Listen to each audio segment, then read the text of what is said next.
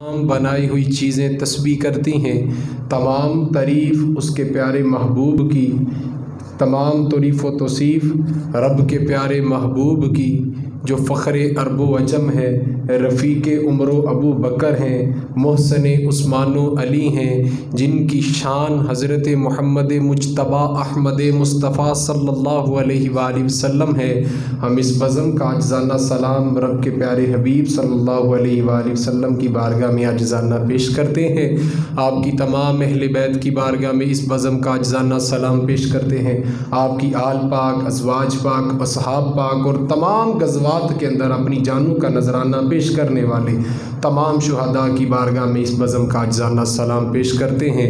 तमाम की बारगाह में सलामी पेश करने के बाद मेरे सामने मौजूद सामीन कराम, अस्सलामु अलैकुम व रहमतुल्लाहि व बरकातुहू। कुरान मजीद फ़ुरक़ान हमीद की सूरतुल अर्राद की आयत नंबर 17 में अल्लाह तबारक व तआला इरशाद फरमाते हैं, व अम्मा मा यनफ़उन्नासा, फरमाया जो भी लोगों के लिए नफ़े का बाइस बनता है, वो कोई भी शय हो, कोई भी चीज़ हो, वो कोई भी हो, कोई भी कारामद चीज़ हो, कोई भी इंसान, कोई भी चीज़ हो, जो कोई भी दूसरों के लिए नफ़े का बाइस बनता है, फ़यमकुसु फ़िल अर्द, अल्लाह फरमाते हैं वो ज़मीन में हमेशा बाकी रहता है।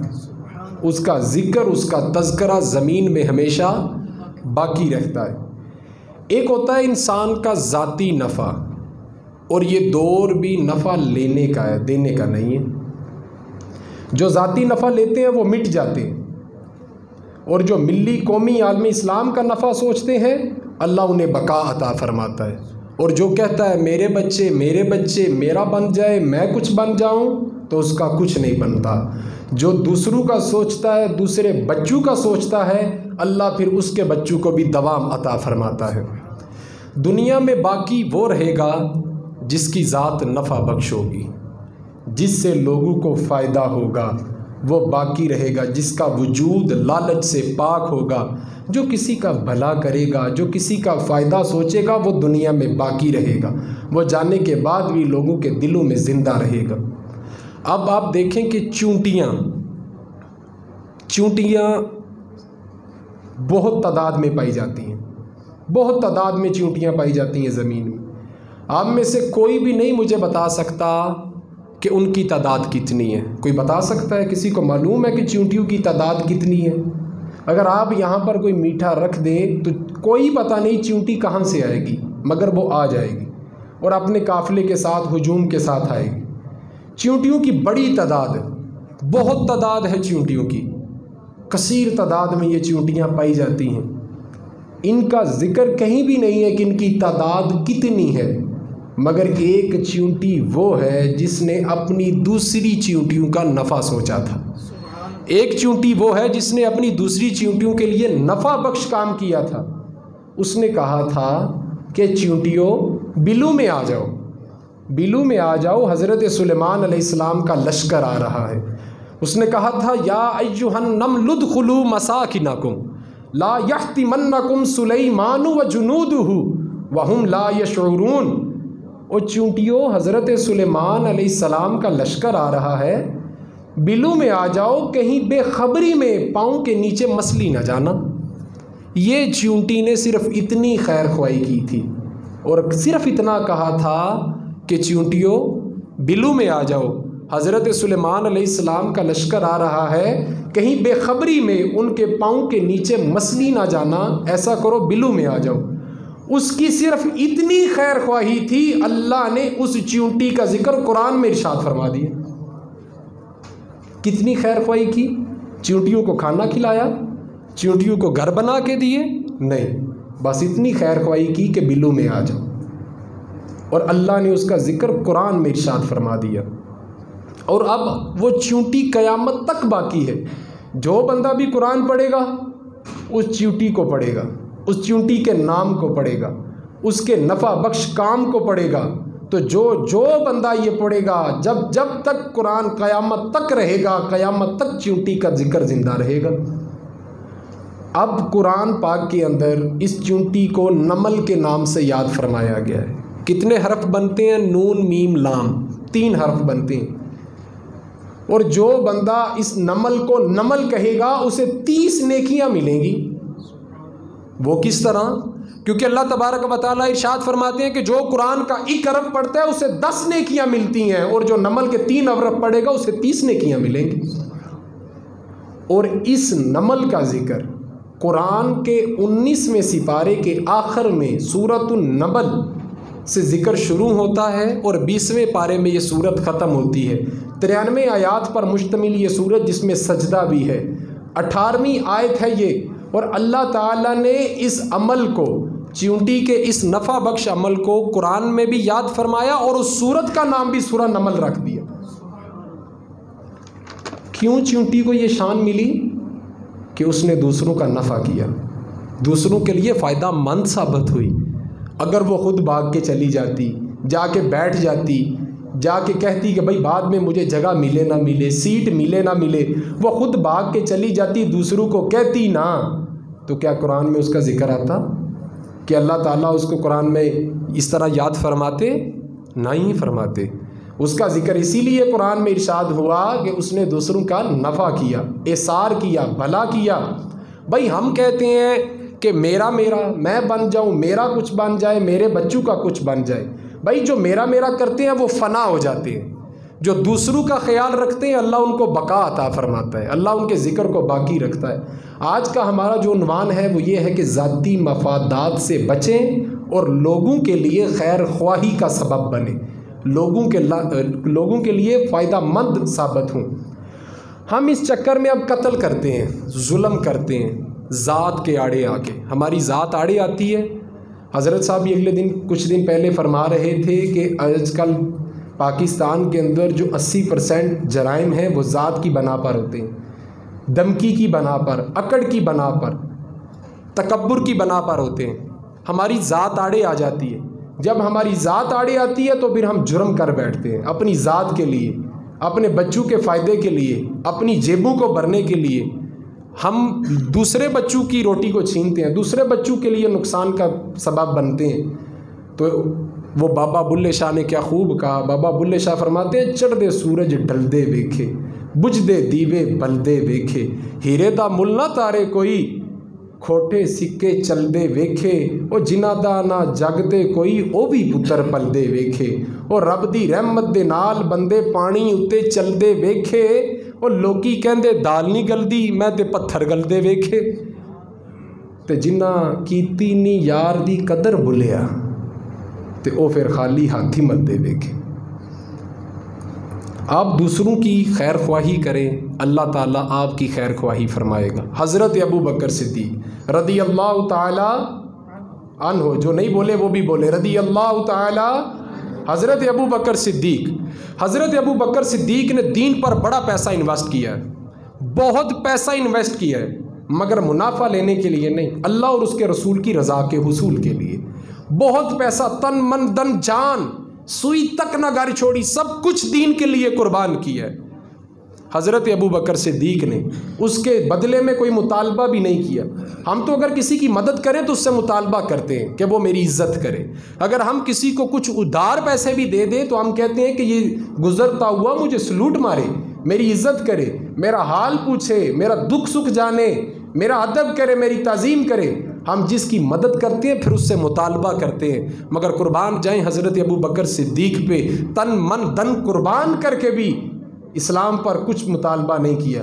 एक दोस्त था आपका ताजर, वो आपसे कहने लगा कि अबू बकर आप ड्यूटी पे वक़्त भी पूरा देते हैं, आप तिजारत में आते हैं, काम भी पूरा करते हैं, वक़्त भी पूरा ही देते हैं, ध्यान भी पूरा देते हैं, मगर ये जो मुलाजम ख़जानची मुंशी होती हैं ये इतने वफ़ादार तो नहीं होते मालकों के, इतने वफ़ादार नहीं होते ये मालकों के। आप वक़्त भी पूरा देते हैं, ड्यूटी भी मुख्तसर देते हैं, आप कारोबार की तरफ ध्यान भी मुख्तसर देते हैं, मगर मैं देखता हूँ कि आपके कारोबार में बहारें हैं, आपका कारोबार वसी है, आपका नाम रोशन है, मगर मैं जब देखता हूँ कि हमारे मुलाजम इस तरह हमारे साथ तो मुसलक नहीं है, इस तरह वो हमारे साथ हमारा ख्याल नहीं रखते, हमारा इस तरह लिहाज नहीं करते, हमारे मुंशी ख़जानची इस तरह हमारे वफ़ादार नहीं हैं, तो मुझे ये गुमान होता है कि इतनी तिजारत में आपकी बरकतें कैसी हैं, बहारें कैसी हैं, जबकि आपका वक़्त मुख्तसर है, आपकी तिजारत मुख्तसर है, आप बड़ा मुख्तसर टाइम देते हैं। तो हज़रत अबू बकर सिद्दीक़ उसे जवाब में इरशाद फरमाते हैं कि ए मेरे दोस्त, मुझे उस बात की समझ आ गई है जिसकी समझ अभी दूसरे लोगों को नहीं आई। तो वो दोस्त ताजर कहने लगा कि वो कौन सी बात है? तो हज़रत अबू बकर सिद्दीक़ इरशाद फरमाने लगे कि वो ये बात है, ये समझ मुझे आ गई है। तुम कहते हो कि मैं तिजारत में वक़्त पूरा देता हूँ, काम में मुख्तसिर ध्यान देता हूँ, मैंने अपने मुलाजमों को छोड़ा हुआ है, फिर भी मेरी तिजारत में बरकत है, बहारें हैं। तुम इसकी वजह जानना चाहते हो? तो उसकी वजह यह है कि जो बंदा अल्लाह और उसके रसूल के कामों में लग जाता है, फिर अल्लाह उसके कामों में लग जाता है। जो बंदा दूसरों की खैर ख्वाही करता है, अल्लाह फिर उसकी खैर ख्वाही फरमाया करता है। मुझे इस बात की समझ आ गई है कि जो बंदा दूसरों की खैर ख्वाही करता है, अल्लाह फिर उस बंदे की खैर ख्वाही करता है। हम तो ज़ात की जंग लड़ते हैं। अरे मुसलमान पहले मिल्लत का नफ़ा सोचा करते थे, अपने मुसलमान भाई का नफ़ा सोचा करते थे, अपनी कौम का नफ़ा सोचा करते थे। हज़रत तमीम दारी हुजूर सल्लल्लाहु अलैहि वआलिहि वसल्लम के सहाबी हैं, हज़रत तमीम दारी। और ये वो नौजवान खूबसूरत शख्स हैं जिन्होंने सबसे पहले मस्जिद नबवी के अंदर दिया रोशन किया था।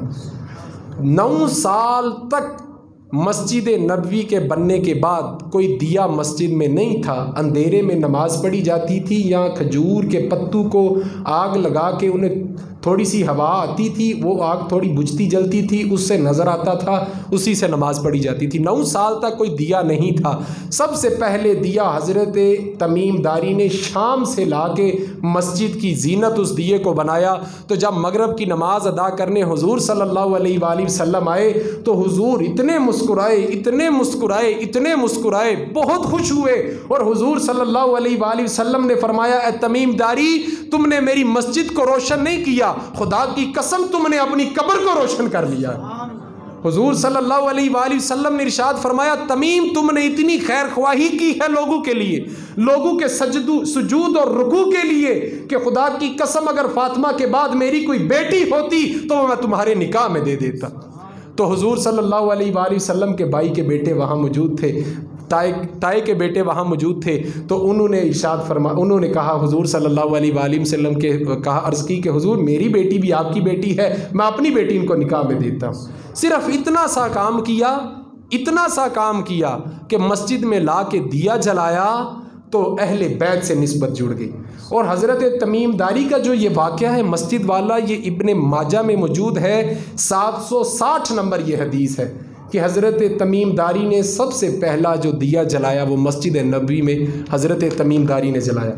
मैं अपने मौजू की तरफ आता हूँ। हज़रत तमीम दारी कहते हैं कि एक दफ़ा हुजूर सल्लल्लाहु अलैहि वसल्लम मौज में बैठे थे, तो मैं वहाँ पर गया। मैंने जाकर अर्ज़ की, या रसूलुल्लाह सल्लल्लाहु अलैहि वसल्लम, हमारा मज़हब क्या है, हमारा इस्लाम क्या है, हमारा मज़हब क्या है, हमारा इस्लाम क्या है, मोटी मोटी सी बात इरशाद फरमाई। तो हज़रत तमीम दारी रवायत करते हैं कि हुजूर सल्लल्लाहु अलैहि वसल्लम ने इरशाद फरमाया, और एक मरतबा नहीं 3 मरतबा इरशाद फरमाया। आपने फरमाया, तमीम दारी, हमारा मज़हब, हमारा इस्लाम, हमारा दीन, अद्दीनुन नसीहा, अद्दीनुन नसीहा, अद्दीनुन नसीहा। हुजूर सल्लल्लाहु अलैहि वसल्लम ने फरमाया, तमीम दारी, हमारा सारे का सारा दीन, हमारा सारे का सारा इस्लाम, हमारा सारे का सारा मजहब खैर ख्वाही का जिक्र करता है। खैर ख्वाही का नाम है, लोगों के फ़ायदे का नाम है, लोगों को फ़ायदा देना ही हमारा मजहब है, लोगों का फ़ायदा सोचना ही हमारा मसलक है, लोगों के लिए फ़ायदा मंद बनना ही हमारा इस्लाम है। और ये वाक़या मुस्नद अहमद में भी मौजूद है, 9105 नंबर हदीस है। सुनन निसाई में मौजूद है, 4202 नंबर हदीस है। हुजूर सल्लल्लाहु अलैहि वसल्लम ने 3 मरतबा इरशाद फरमाया, अद्दीनुन नसीहा। एक रवायत में है 3 मरतबा इरशाद फरमाया, और एक रवायत में है कि हुजूर सल्लल्लाहु अलैहि वसल्लम ने फरमाया कि मजहब सारे का सारा खुलूस और खैर ख्वाही का नाम है। जिसे तुम देखो खैर ख्वाही करते हुए, जिसे तुम देखो खैर ख्वाही का दर्स देते हुए, जिसे तुम देखो खुलूस के साथ पेश आते हुए, जिसे तुम देखो खुलूस की तालीम देते हुए, तो समझ लो तमीमदारी वो ऐन इस्लाम के मुताबिक चल रहा है, वो ऐन इस्लाम के ऊपर है, वो ऐन इस्लाम का शागिर्द है, वो ऐन इस्लाम का मुजाहिद और नौकर है। जो बंदा दूसरों की खैर ख्वाही करता है, दूसरों का ख्याल रखता है। लेकिन अब यहाँ मामला गड़बड़ हो चुका है। अब हमारी ज़ात आड़े आती है, हमारा अपना मकसद आड़े आता है, हमें हमारी अपनी ज़रूरियात आड़े आती हैं। वो इकबाल ने कहा था ना कि मोहब्बत का अब वो जुनू बाकी नहीं है, मुसलमानों में अब वो खून बाकी नहीं है, वो दिल वो आरज़ू बाकी नहीं है, नमाज रोज़ा हज ये सब बाकी हैं, मगर ए इंसान अब तू बाकी नहीं है। ए इंसान जो काम तू कर रहा है, जो लालच के ओछयाल गंडे तू चला रहा है, जितना लालची तू बन चुका है, जिस तरह तूने अपने वजूद को नापाक कर लिया है, तू अब बाकी नहीं रहा। तेरा जिक्र ख़त्म हो जाएगा। जब तक तू है तू रहेगा, तेरे जाने के बाद तेरा जिक्र ख़त्म हो जाएगा, क्योंकि तू दूसरों के लिए फ़ायदामंद साबित नहीं हुआ, तूने दूसरों के लिए खैर ख्वाही नहीं की। आज हमारे यहाँ क्या होता है कि बड़े बड़े अच्छी तबीयत के लोग मस्जिद में आके लड़ते हैं कि पंखे के नीचे मैं नहीं खड़े होना। हज पे जाके लोग लड़ते हैं, मस्जिदों में लड़ते हैं, मस्जिद में आते लड़ते हैं, मस्जिद से निकलते लड़ते हैं। नमाज तो रह गई, रोज़ा भी रहेगा, हज भी रहेगा, मगर जो ये काम कर रहा है वो इंसान बाकी नहीं रहेगा। जो दूसरों के लिए नफ़ा नहीं सोचता वो बाकी नहीं रहेगा। जो दूसरों का फ़ायदा, दूसरों की बका, दूसरों के लिए खैर ख्वाही नहीं करता वो बाकी नहीं करेगा, बाकी नहीं रहेगा। अरे खुदा के बंदो, दीन तो सारे का सारा नसीहत का दर्स देता है। हमारे यहाँ होता क्या है कि जिस बंदे से हमारा ज़ाती इख्तलाफ होता है ना, हम उसका चर्चा आलमी सतह पे लेके जाते हैं। जिस बंदे से मेरा ज़ाती इख्तलाफ है, एक मौलाना साहब है, उनके पास सुबह शाम शागिर्द आके बैठते हैं, बंदे उनसे मोहब्बत करते हैं, लोग उनकी सुनते हैं, उनसे पूछते हैं और उनकी मानते हैं। लेकिन उन मौलाना साहब से मेरा ज़ाती इख्तलाफ है कि वो मेरी नहीं सुनते। अगर वो मेरी नहीं सुनते, ये मेरा ज़ाती इख्तलाफ है, तो ये झगड़ा मैं आलमी सतह पे लेके आऊँगा और लोगों को उनके ख़िलाफ़ भड़काना शुरू कर दूँगा कि ये सही इंसान नहीं है, इनके अंदर ये बुराई है, ये बुराई है, ये बुराई है। हमने मिल्लत का नुकसान किया।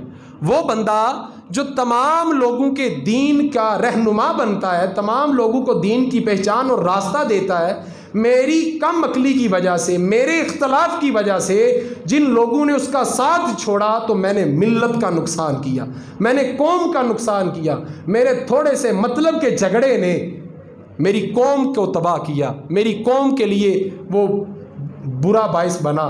तो हमारे यहाँ ये होता है कि हम अपना फ़ायदा सोचते सोचते मिल्लत का नुकसान करते हैं।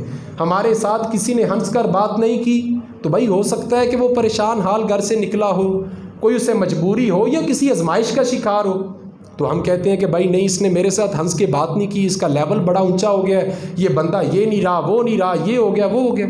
लोगों को ज़ात के झगड़े हैं, ऊंच नीच के झगड़े हैं, सियासतदानों ने लोगों को आपस में झगड़ाया हुआ है और आप ऊपर हुकूमत कर रहे हैं। और यही बात ताजरों के अंदर पाई जाती है कि उसका माल गलत है, उसका सही नहीं है, उसका 2 नंबर है। इतनी खींचातानी हुई है गलत और सही की, झूठ और सच की, कि हमारी मिल्लत के जवान तबाह होकर रह गए हैं। उनको पता ही नहीं है कि सच क्या है, झूठ क्या है, सही क्या है और गलत क्या है, सही माल कौन बेच रहा है और गलत माल कौन बेच रहा है, इसका कोई पता नहीं। और यही चीज़, अगर बुरा ना मनाए तो यही चीज़ पीरों के अंदर भी पाई जाती है, यही हसद पाया जाता है, बुग़्ज़ और कीना पाया जाता है। हज़रत सुल्तान बऊ रहमतुल्लाह अलैह ने क्या खूब इरशाद फरमाया। आपने फरमाया, मज़बां दे दरवाज़े ऊँचे, मज़बां दे दरवाज़े ऊँचे, रा फ़खरदा मोरी हूँ, मज़बां दे दरवाज़े ऊँचे, रा फ़खरदा मोरी हूँ, आलम फाजल लंघन नहीं देंदे, जो लंघिया सो चोरी हूँ, जो लंघिया सो चोरी हूँ। अब यहाँ लोग देखते हैं कि हमने जिस ख़तीब को जलसे में बुलाया था, ये तकरीर करके तो चला गया, मगर जिसने जलसा करवाया था इसने उसकी तारीफ़ ही नहीं की, इसने उसकी शान ही बयान नहीं की। आइंदा हमने इस ख़तीब को नहीं बुलाना। बेशक उसके बयान से महफिल बदल गई थी, झूम उठी थी, लोगों के नज़रिए अकीदे बदल गए थे, मगर उस ख़तीब ने जलसा कराने वाले की तारीफ़ ही नहीं की, पैसा लगाने वाले का ख्याल ही नहीं किया। तो आइंदा इस ख़तीब को नहीं बुलाना। ये अकीदे हमारी ज़ात आड़े आती है हमारी। अब देखें मेरे दोस्तों, एक बंदा सड़क बना रहा है, ज़माना गुजरेगा ना, वहाँ से ज़माना गुजरेगा, और एक ठेकेदार उसमें सीमेंट थोड़ा डालता है, किसके लिए? अपने लिए, अपनी ज़ात के लिए, थोड़े पैसे बचाने के लिए सीमेंट थोड़ा डालता है। कल को वो पानी खड़ा होगा, वहाँ पे खड्डे बनेंगे, एक्सीडेंट होंगे, लोग मरेंगे। एक बंदे ने अपनी ज़ात का नफ़ा सोचा और कितने लोगों की जानों का नुकसान किया, कितनी मिल्लत का नुकसान किया, कौम का नुकसान किया। लोगों की जानें जाती रहेंगी, मगर उसने क्या किया? थोड़ा सा नफ़ा कमाने के लिए लोगों के लिए मुश्किल रास्ता किया। आज भी हमारे यहाँ ये होता है कि सड़क बनती है, सड़क के अंदर 2-4 साल बाद खड्डा बन जाता है, और जब खड्डा बनता है, हमारे यहाँ होता ये है कि जब सड़क बनती है, खड्डा बना, सड़क ख़राब होगी, जब पूरी ख़राब होती है, इलेक्शन होते हैं, तो हम नई सड़क के लिए अपील करते हैं। जब नई सड़क बनती है तो हमारी गवर्नमेंट उसी सड़क के ऊपर सड़क बनाती है, ना कि जैसे मगरब के अंदर पहली सड़कों को तराशा जाता है, उसी सतह पर नीचे जाया जाता है और नीचे जाके दोबारा सड़क बनाई जाती है। हमारे यहाँ क्या होता है कि उसी सड़क के ऊपर सड़क बनाई जाती है। और आज यही हाल है। मैं अपने घर की बात करूँ तो हमारी जो सड़क है वो हमारी तमाम गलियों से ऊंची है, तमाम लोगों के घर नीचे हो चुके हैं। जिस बंदे के पास पैसे हैं वो तो ऊपर कर लेगा, अपने घर की स्लोप भी बड़ी कर लेगा, अपने घर का फर्श ऊंचा कर लेगा, और जिस गरीब के पास पैसे नहीं है वो क्या करेगा? वो किससे भीख मांगेगा? वो किसकी मिन्नत करेगा? थोड़ी सी लालच ने मिल्लत का नुकसान किया है, कौम का नुकसान किया है। और अल्लाह माफ़ करे कि जुल्म की हद ये है, इकबाल ने कहा था, जिन्हें आता नहीं दुनिया में कोई फ़न तुम हो, अरे बेच खाते हैं जो बुजुर्गों का कफन तुम हो। अरे मार्केटों के अंदर जाली दवाइयाँ बेची जा रही हैं, जाली दवाइयाँ बेची जाती हैं, जाली अद्वियात बेची जाती हैं। एक बंदे का फ़ायदा था, एक बंदे को उसका फ़ायदा था, उसकी लालच थी, लेकिन उस बदबख्त को ये नहीं पता कि जो बंदा ये दवाई लेगा वो इस दवाई खाने के बाद मरेगा, वो किसी बीमारी का सबब बनेगा, उससे कोई ऐसी बीमारी लाहक होगी जिसकी शिफा इन डॉक्टरों के पास नहीं होगी, क्योंकि यहाँ तो एक्सपायर दवाई है या 2 नंबर दवाई है। अल्लाह माफ़ करे, हमारी मार्केटों के अंदर ऐसी ऐसी चीज़ें पाई जा रही हैं। हम नाम के मुसलमान हैं। वो इकबाल ने कहा ना कि नमाज बाकी है, रोज़ा बाकी है, हज बाकी है, मगर इंसान अब तू बाकी नहीं है, अब तेरा जिक्र बाकी नहीं है, क्योंकि अब तेरे वो काम खैर ख्वाही वाले नहीं हैं। अब देखिए, हम बैतुल्लाह में जाते हैं, काबे में जाके सुकून से नमाज पढ़ते हैं, और हर बंदा कहता है कि भाई जो सुकून काबे और मदीने में है वो कहीं भी नहीं है। यही अकीदा है ना सबका, यही है ना जी? जागने चले, मेहरबानी, यही अकीदा है सबका। लोग कहते हैं कि जो काबे में मज़ा है ना, जो मदीने में मज़ा है वो कहीं भी नहीं है, जो काबे में लुत्फ़ है वो कहीं भी नहीं है, जो मदीने में लुत्फ़ है वो कहीं भी नहीं है। आज अगर हम मदीने में जाके लुत्फ़ लेते हैं, आज अगर हम काबे में जाके नमाजों का लुत्फ़ लेते हैं, इबादत का लुत्फ़ लेते हैं, तो ये एहसान है उन सुहाबा का हमारे ऊपर जिन्होंने गज़वात के अंदर अपनी जानों के नजराने पेश किए, अपनी ज़ात का ना सोचा, बल्कि हुजूर के कहने पर, हुजूर के हुक्म पर अपनी ज़ात से निकलकर नस्लों के लिए सोचा और अपनी जानों के नजराने पेश किए, और अपनी जानों के नजराने पेश करते हुए एक कदम भी पीछे ना हटे।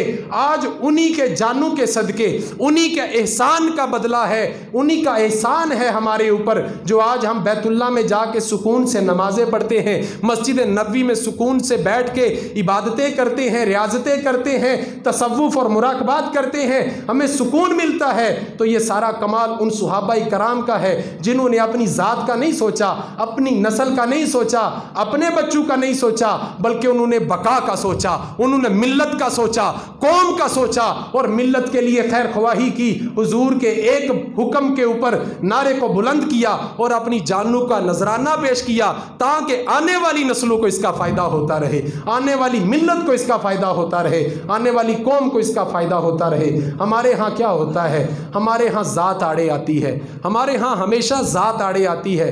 लोग, अगर एक चौधरी साहब हैं गांव के, वो 2 लाख 3 लाख रुपए एक महफिल में लगाते हैं, बड़ी शानदार महफिल करवाते हैं, बहुत अच्छे ख़तीब बुलाते हैं, बहुत अच्छे नात खां बुलाते हैं, मगर अगर उन्हें कहा जाए कि आप ऐसा करें कि आपके मोहल्ले में एक गरीब बच्ची है जो अभी तक इसलिए बैठी हुई है कि उसके पास जहेज़ नहीं है, जो अभी तक इसलिए बैठी हुई है कि उसके बाप के पास कारोबार नहीं है, जो अभी तक इसलिए बैठी हुई है कि उसके भाई के पास कारोबार नहीं है। या उनको कहा जाए कि आप फ़लाँ मदरसे में चले जाएं, क्योंकि वहाँ के जो तलबा हैं उनके पास सर्दी गर्मी के लिबास भी सही तरह के नहीं हैं, उनके पास खाना भी सही तरह का मुयस्सर नहीं है, लेकिन वो जो 2 लाख है उसकी वीडियो बन रही है, वेलें नज़र आ रही हैं, पैसे छलक रहे हैं, बंदू को दिखाया जा रहा है कि भाई वेलें हो रही हैं, नाम बन रहा है चौधरी साहब का कि चौधरी साहब ने लाख रुपए का ख़तीब बुलाया और वेलें अलग से दी हैं, वो जिक्र वीडियो में हो रहा है। और जब तक वीडियो चलती रहेगी चौधरी साहब का नाम बनता रहेगा। और ये जो गरीब की बेटी की हाजत को पूरा करना था, जो तलबा के मदरसे के तलबा की मदद करनी थी, या और मोहल्ले के अंदर किसी भाई को कारोबार, किसी बाप को कारोबार मुयस्सर करना था, उसकी वीडियो तो नहीं बननी ना, उसकी वीडियो नहीं बननी, उसका लोगों के सामने चर्चा नहीं होना, तो उसकी तारीफ़ नहीं होनी, तो वो 2 लाख रुपया जहाँ जाएगा नज़र भी नहीं आएगा। और लोगों के अकीदे ये हो चुके हैं कि पैसे नज़रिया ये रखते हैं कि हम अल्लाह और उसके रसूल के ज़ात के उसूल के लिए पैसे लगा रहे हैं, मगर वाह लोगों से लेना चाहते हैं, तारीफ़ें लोगों के मुंह से लेना चाहते हैं। क्यों? क्योंकि वो अपनी ज़ात का वक़ार चाहते हैं, अपनी ज़ात के लिए सोचते हैं, लोगों के लिए खैर ख्वाही नहीं करते, लोगों के लिए फ़ायदेमंद साबित नहीं होते। हमारे यहाँ क्या होता है कि जो नात खां, बड़े बड़े नात खां, अल्लाह माफ़ करे अच्छे नात खां भी हैं, मगर ऐसे नात खां जो नात खां नहीं, बल्कि हम उनको कहेंगे कि नात का खून करने वाले, नात खून, जिन्होंने नातू को बेचा, मनकबदू को बेचा, बैठ के स्टेजू पे बैठ के स्टेजू को बेचा, वो जाते हैं, जाके पैसे लेते हैं, डिमांड के ऊपर नाते पड़ते हैं, हुलिये उनके अल्लाह माफ़ करे जिस तरह के आप सब देखते हैं। मगर उन लोगों ने, अगर वो लोग स्टेजों पे बैठ के इतनी इतनी दौलत कमाते हैं, पैजारों पे घूमते हैं, आलमी सतह पे दौरे करते हैं, और एक मोहल्ले का आलम और ख़तीब, एक छोटे से मोहल्ले का आलम और ख़तीब अगर उसे अपने बेटी की शादी करनी पड़ती है तो वो जगह जगह पे जाके भीख मांगता है, जगह जगह पे जाके मिन्नत करता है कि मुझे पैसे दीजिए, मैंने बेटी की शादी करनी है, मैंने बेटी का इंतज़ाम करना है। तो वो ख़तीब हमें पसंद नहीं आता, क्योंकि उसने हमारे आगे हाथ जो कर लिया है, वो मुखलस जो दीन के साथ है वो हमें पसंद नहीं आता। जो दुकानदार हैं वो हमें पसंद आते हैं। क्यों? क्योंकि वो अपनी ज़ात के लिए जीते हैं, और हम अपनी ज़ात के नफ़े के लिए हम भी उनसे जो चाहते हैं करवाते हैं, और जो बंदे लोगों की खैर ख्वाही का सबब बनते हैं हमें वो पसंद नहीं आते। लाहौर के 2 बुज़ुर्ग थे, हज़रत ख्वाजा बिलावल और हज़रत ख्वाजा मियाँ मीर रहमतुल्लाहि ताला अलैह। दोनों बुज़ुर्ग थे, दोनों बहुत अच्छे और बावकार सूफ़ी बुज़ुर्ग, आलम दीन और बावकार अल्लाह के वली थे। ये औरंगज़ेब आलमगीर का ज़माना था। औरंगज़ेब आलमगीर के ज़माने में उसकी मुलाकात हुई हज़रत ख्वाजा मियाँ मीर से। हज़रत ख्वाजा मियाँ मीर से मुलाकात हुई तो आलमगीर ने नजराना पेश किया, कहा हज़रत मैं आपकी खिदमत में नजराना देना चाहता हूँ। ये बादशाह पहले नजराने दिया करते थे कि मिल्लत के अंदर हमारी वाह बनी रहे, दरगाह को हम महफूज रखें, दरगाह की इज़्ज़त पामाल ना हो और इनके मुरीदों से हमें कोई ख़तरा ना हो। तो उन्होंने नजराना पेश किया। हज़रत ख्वाजा मियाँ मीर ने नजराना लेने से इनकार कर दिया, कहा कि बादशाह मुझे हाजत नहीं, मैं नजराना नहीं लेना चाहता। तो बादशाह खामोश हो गया, क्योंकि वैसे ही उन्होंने इनकार कर दिया तो वजह थी कोई नहीं। तो आपने फरमाया मुझे हाजत नहीं, मुझे ज़रूरत नहीं। तो कुछ ही दिन के बाद हज़रत ख्वाजा बिलावल से मुलाकात हुई उस बादशाह की। तो उस बादशाह ने हज़रत बिलावल को नजराना पेश किया। तो हज़रत ख्वाजा बिलावल ने नजराना ले लिया। तो जो बादशाह होते हैं ना, बादशाह होते हैं, ये लोगों को आपस में लड़ाते भी हैं कि भाई एक दूसरे के बारे में लोगों को बदगुमानी भी पैदा करते हैं। तो उस बादशाह ने कहा कि हज़रत ख्वाजा बिलावल, हुजूर आपने नजराना ले लिया है और मियाँ मीर ने नजराना लिया नहीं है। तो हज़रत ख्वाजा बिलावल अगर चाहते तो ये कह देते कि वो मियाँ मीर नजराना ले लेता है, हो सकता है तेरी बारगाह में स्मार्ट बन रहा हो, तेरी बारगाह में ज़रा सियाना बन रहा हो, तेरी बारगाह में ज़रा थोड़ा सा एहतियात करता हो, अपनी इज़्ज़त के लिए ना नजराना लिया उसने, वैसे ले लेता है नजराना, वो भी नहीं छोड़ता। मगर जब पूछा गया कि हज़रत आपने नजराना ले लिया है और मियाँ मीर ने नजराना नहीं लिया, तो हज़रत ख्वाजा बिलावल ने जवाब इरशाद फरमाया, आपने फरमाया कि वो सच्चा फ़कीर है, वो सच्चा आलम दीन है, वो सच्चा सूफ़ी है, वो आला समंदर है, वो समंदर के वो आला कमाल के फ़ैज़ पे मुकाम वो रखता है, वो कमाल है, उसने दुनियादारी सारी छोड़ दी है। हज़रत ख्वाजा बिलावल फरमाने लगे कि मियाँ मीर ने दुनियादारी सारी छोड़ दी है और मैं अभी थोड़ी थोड़ी करता हूँ। वो नजराने नहीं लेता और मुझे कोई दे तो मैं थोड़े थोड़े नजराने ले लेता हूँ। और जब ये बादशाह ने ये बात सुनी तो बादशाह वहाँ से गया। दोबारा कई देर के बाद मुलाकात हुई हज़रत मियाँ मीर से। तो हज़रत मियाँ मीर को बादशाह कहने लगा कि हज़रत आपने नजराना नहीं लिया तो हज़रत बिलावल ने ले लिया। मैंने आपको बताया ना, बादशाह होते हैं, ये लोगों को आपस में बदगुमानी डालते हैं। कहा कि आपने नजराना नहीं लिया और बिलावल ने ले लिया।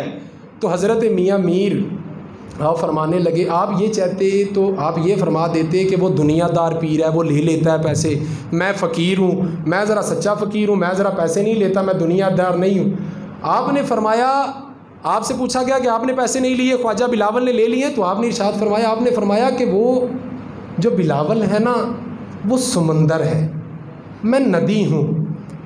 वो समंदर है, मैं नदी हूँ। अगर मुझ में थोड़ी सी मिट्टी डलेगी तो नज़र आएगी, समंदर में डलेगी तो नज़र नहीं आएगी। आप दोबारा इरशाद फरमाने लगे, आप फरमाने लगे कि देखो मैं अपने हुजरे में मस्त रहता हूँ, मैं अपनी इबादत में मस्त रहता हूँ, मैं अपने काम में मस्त रहता हूँ। ए बादशाह, अगर तू किसी फ़कीर को नजराना देगा तो उसकी ज़ात को फ़ायदा होगा, अगर मुझे नजराना देगा तो मेरी ज़ात को फ़ायदा होगा। अरे बादशाह, अगर तू ख्वाजा बिलावल को नजराना देगा तो मिल्लत को फ़ायदा होगा, कौम को फ़ायदा होगा। बादशाह वजह पूछने लगा तो आप फरमाने लगे कि अरे उसका मुदरिसा है, उसके पास तलबा पढ़ते हैं, उसके दरस से दीन के नौकर निकलेंगे, दीन के मुजाहिद निकलेंगे, दीन के गुलाम निकलेंगे। अरे उसके पास मेहमान आते हैं, उसका लंगर बड़ा वसी है। अरे बादशाह तू ये तो बता कितने पैसे दिए थे? कहा जी 500 अशरफियाँ दी थी। कहा बादशाह बड़े थोड़े पैसे दिए थे, तुझे ज़्यादा पैसे देने चाहिए थे। अरे उसके पास तलबा है, मुझे पैसों की ज़रूरत नहीं है, हाजत नहीं है, मगर बिलावल को ज़रूरत रहती है। ए बादशाह, अगर तू मुझसे नसीहत लेना चाहता है तो मैं तुझे कहता हूँ इन जैसे बंदू को बेनियाज कर दे, इनके ख़जानों को भर दे, क्योंकि ये तलबा की तरबियत करते हैं, दीन के मुजाहिद तैयार करते हैं, दीन के नौकर तैयार करते हैं। वो बादशाह बड़ा हैरान हुआ कि मैं तो इनके अंदर को आपस में बदनज़मी डालना चाह रहा था, मगर इनके अकीदे आपस में एक दूसरे के बारे में ये है। तो आखिर में आप इरशाद फरमाने लगे, आप फरमाने लगे कि देख बादशाह, ज़ात का फ़ायदा लेने को कौन नहीं लेना चाहता, मगर मैं चाहता हूँ कि मेरी मिल्लत को फ़ायदा हो, मेरी कौम को फ़ायदा हो। तो यही सोचते हुए बादशाह की आंखों में भी आंसू आ गए। तो हज़रत मियाँ मीर उससे वजह पूछने लगे कि बादशाह तेरी ये कैफियत क्यों बन गई? तो वो कहने लगा बादशाह कि हज़रत मैं तो ये देख रहा था कि आप दोनों के अंदर से देखूं कि सच्चा दीनदार कौन है। तो मैंने ये हिसाब लगाया, आप सच्चे आशिक़े रसूल भी हैं, सच्चे दीनदार भी हैं, और मैंने ये हिसाब लगाया आप दोनों तो एक दूसरे के सच्चे आशिक़ भी हैं, आप दोनों एक दूसरे के सच्चे पीर भाई भी हैं, आप दोनों तो एक दूसरे का दिफा करते हैं। मैंने तो सोचा था कि उसके पैसे लेने की वजह से आपका थोड़ा सा जलाली चेहरा होगा, उनके ना लेने की वजह से उनका जलाली चेहरा होगा, मगर मैं तो आपकी ये कमाल मोहब्बत देख के मैं तो ताज्जुब में हूँ कि आपने ये क्या किया। ताज्जुब है मेरे लिए कि ये आपके इस अमल ने मेरी आंखें खोल दी हैं कि जो लोग दीन का काम करते हैं उनकी मदद और खैर ख्वाही करनी चाहिए। अब देखें कि मिल्लत का जहाँ पर फ़ायदा होता है हम वहाँ नहीं देखते। 2 करोड़ रुपए की बंदा कोठी बना रहा है, 10,000 रुपया गली में नहीं लगाएगा। आप बहुत से घरों को देख लीजिए जिनकी आलीशान 2-2, 3-3 मंजिलें घर बने हुए हैं 10-10 मरले के अंदर, और स्लोप गली के अंदर आती है, जो स्टेप्स हैं वो गली के अंदर आते हैं। और हमारे कानून के मुताबिक, कमेटी के कानून के मुताबिक, तहसील के कानून के मुताबिक गली के अंदर स्लोप और स्टेप रखना नाजायज़ है, इसके ख़िलाफ़ कानूनी कार्रवाई भी हो सकती है। मगर ये तो रहा कानून, मगर हम ठहरे मुसलमान। हमारे हुजूर ने हमें फरमाया कि दीनुन नसीहा, दीन खैर ख्वाही का नाम है। हम क्या करते हैं कि हमारी थड़ी बन जाए, हमारा स्कूटर आराम से अंदर जाना चाहिए, लोग यहाँ से चढ़ते उतरते गिरे मरे, हमें इससे कोई दरकार नहीं, हमें इससे कोई मतलब नहीं। क्या होता है कि बहुत सी जगहों पे बंदे ने अपनी थड़ी ऊंची कर ली, वहाँ पे आगे स्लोप बना दी, गरीब का घर नीचा रह गया, और वहाँ पे चौधरी साहब ने अपने घर को ऊंचा कर लिया। 10,000 रुपया घर पे नहीं लगाया, मिल्लत का फ़ायदा नहीं किया, कौम का फ़ायदा नहीं किया, अपनी ज़ात का फ़ायदा किया, अपनी ज़ात का फ़ायदा किया। और ये ज़ात का फ़ायदा है, ऊंचे ऊंचे घर बना लेना और फिर गरीबों के लिए मुश्किल बना देना, लोगों के लिए मुश्किल बना देना। बहुत कम ऐसे लोग हैं जो अपने घर के आगे 2 फीट जगह छोड़ दें और अपने घर की लिमिट के अंदर ही अपने स्टेप और स्लोप बनाएं। बहुत कम लोग आपको ऐसे मिलेंगे। आप जाते हैं बाहर मोहल्लों में, आप देख सकते हैं कि स्लोपें हैं जो वो गलियों में हैं, थड़ी हैं जो गलियों में हैं। इसी तरह हम मिल्लत का फ़ायदा नहीं सोचते, कौम का फ़ायदा नहीं सोचते।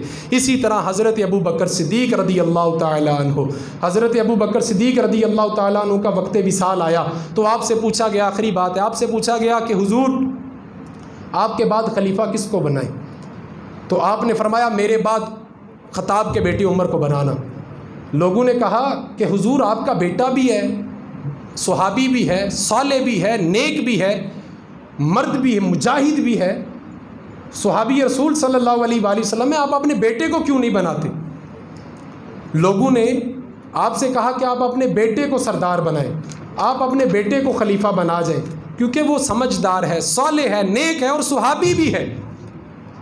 तो हज़रत अबू बकर सिद्दीक़ रदी अल्लाह ताला अन्हु आपने इरशाद फरमाया, देखें हमारे यहाँ होता ये है कि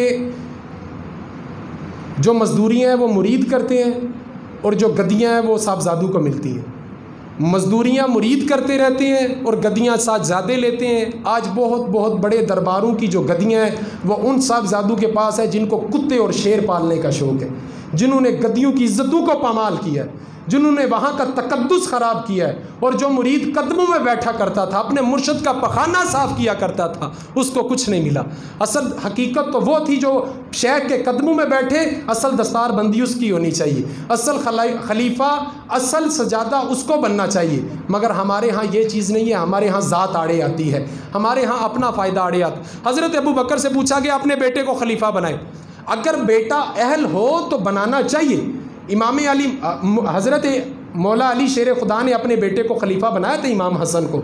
अगर बेटा अहल है तो बनाए, अगर बेटा अहल है तो उसको खलीफा बनाए। मगर हज़रत अबू बकर सिद्दीक़ ने बड़ा खूबसूरत जवाब इरशाद फरमाया।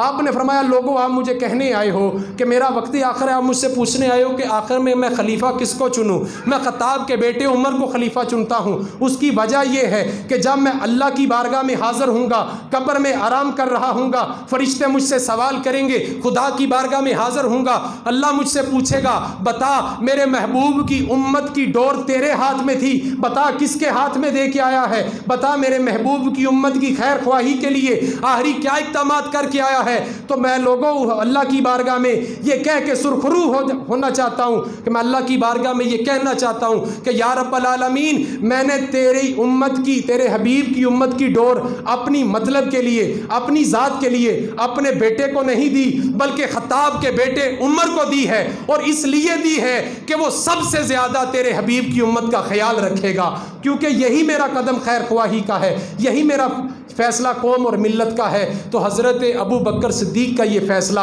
जब हज़रत उमर के हक़ में हुआ तो फिर हम देखते हैं तरीक़ उठा के, सियासत्ता की किताबें उठा के देखते हैं कि किस तरह फिर इस्लाम को उरूज मिला, किस तरह 22 लाख मुरब्बा मील पे हज़रत उमर ने हुकूमत की, किस तरह मिल्लत का और कौम का फ़ायदा हुआ।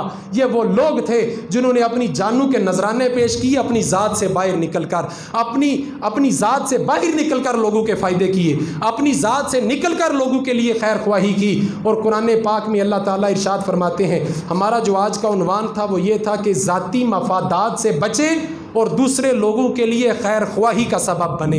इस आयत से मैंने अपना उन्वान शुरू किया था, व अम्मा मा यनफ़उन्नासा फ़यमकुसु फ़िल अर्द। अल्लाह तबारक व तआला सूरतुल अर्राद कुरान की 13वें नंबर की ये सूरत है, आयत नंबर 17 में अल्लाह करीम इरशाद फरमाते हैं कि अल्लाह ताला ने इरशाद फरमाया, जो भी लोगों के लिए नफ़े का बाइस बनता है, जो भी लोगों के लिए नफ़े का बाइस बनता है, वो कोई भी चीज़ हो, वो कोई भी शय हो, वो जानवर हो, बंदा हो, इंसान हो, वो कोई भी चीज़ हो, जो भी लोगों के लिए नफ़े का बाइस बनता है, फ़यमकुसु फ़िल अर्द, अल्लाह फरमाते हैं वो ज़मीन में हमेशा बाकी रहता है।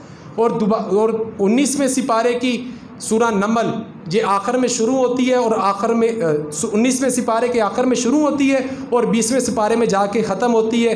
93 आयात पर मुश्तमिल ये सूरत है, इसमें सजदा भी है। 18वीं आयत में उस चींटी का जिक्र है जिसने अपनी दूसरी चींटियों के लिए खैर ख्वाही की थी, उनके लिए नफ़ा किया था, उनके लिए फ़ायदा मंद साबित हुई थी। और क्या नफ़ा किया था? बस इतना कहा था कि चूंटियों बिलू में आ जाओ, हज़रत सुलेमान अलैहिस्सलाम का लश्कर गुज़र रहा है, कहीं ये ना हो कि बेखबरी में तुम मिसली जाओ। उस चूंटी ने कहा, या अय्युहन नमलुदखुलू मसाकिनकुम ला यहतिमन्नकुम सुलैमानु व जुनूदुहु व हुम ला यशूरून। बस इतना कहा था, इतनी खैर ख्वाही की थी कि चूंटियों बिल्लू में आ जाओ। हज़रत सुलेमान अलैहिस्सलाम का लश्कर आ रहा है, कहीं बेखबरी में, ये कंजुल ईमान का तर्जमा है, कहीं बेखबरी में तुम मसली ना जाओ। सिर्फ इतनी खैर ख्वाही की थी, कोई घर बना के नहीं दिए, कोई खाने पका के नहीं दिए, फ़कत इतनी सी खैर ख्वाही की। अल्लाह ने इस चूंटी का जिक्र कुरान में इरशाद फरमा दिया, और जो भी बंदा इस चूंटी का नाम लेगा उसे 30 नेकियां मिलेंगी, क्योंकि हुक्म होता है कि जो बंदा कुरान का एक हरफ पढ़े उसे 10 नेकियां मिलती हैं। और इस चूंटी को नमल के नाम से याद किया गया है, नून मीम लाम। और जो बंदा इस नमल को नमल कहेगा अल्लाह उसे 30 नेकियां अता फरमाएगा। है क्या? चूंटी, मगर है बड़ी शान वाली। क़यामत तक इसका तज़किरा रहेगा, इसके कसीदे पढ़े जाएंगे, कुरान के अंदर इसका जिक्र है। और सूरत का नाम भी सूरह नमल है, 18वीं आयत है, और ये सूरत नमल की 18वीं आयत है। 19वें सिपारे के आखिर में शुरू होती है और 20वें में ख़त्म होती है। अल्लाह ताला ने इरशाद फरमाया कि जो बंदा दूसरों के लिए खैर ख्वाही करता है, मिल्लत का सोचता है, कौम का सोचता है, वो लोगों के दिलों में ज़िंदा रहता है। और मैं खुद खुदा उसके तज़किरे को, उसकी बात को, उसकी शख्सियत को ज़िंदा रखता हूँ। अल्लाह से दुआ है कि अल्लाह ताला हमें ज़ात से निकल कर सोचने की तौफ़ीक़ अता फ़रमाए, और हमें अल्लाह ऐसा बनाए कि हम अपनी ज़ात से निकल कर मेरा छोड़ कर दूसरों का ख्याल करना शुरू कर दें, दूसरों के लिए खैर ख्वाही का सबब बने, दूसरों के लिए फ़ायदा साबित हूँ। अल्लाह से दुआ है जो मैंने कहा, जो आपने सुना, मुझे और आपको सुनकर अपनी ज़िंदगी की राहों को दुरुस्त करने की तौफ़ीक़ अता फ़रमाए। वाखिर दावाना अनिल हम्दुलिल्लाहि रब्बिल आलमीन। सुन्नत